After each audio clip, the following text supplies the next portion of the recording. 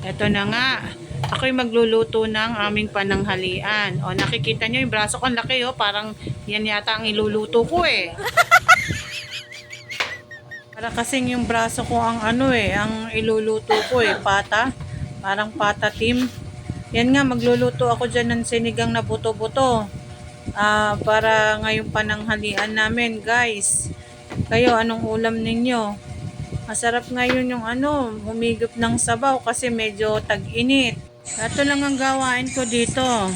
Magluto ng magluto. Libangin ang sarili. Yan, oh. Kumukulo na yung yung tubig ng sinigang. Sarap niyan pag yan yung gabi. Maya-maya yung mga gulay. Diba?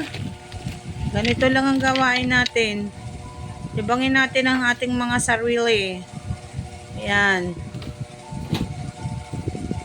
Pagkatapos niyan, ayan na yung okra, sitaw, hugasan natin. Ayan.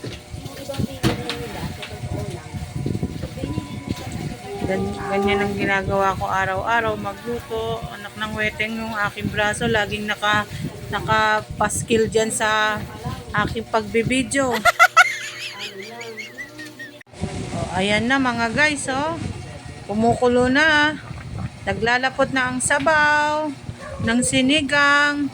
Maya-maya niyan, kakain na kami. Yan lang, oh. Ang mabilis na luto. Masarap. Masustansya. Yan. Sarap ng pagkakaasim niyan, mga guys. Kakain na tayo. Kain na tayo, guys. Kayo, anong ulam ninyo? Share naman dyan, oh. Share ng mga ulam.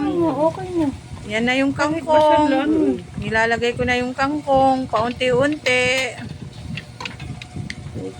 Kapatid ko nga pala naghahalo dyan. Habang ako'y nagkakat ng kangkong. Sarap-sarap.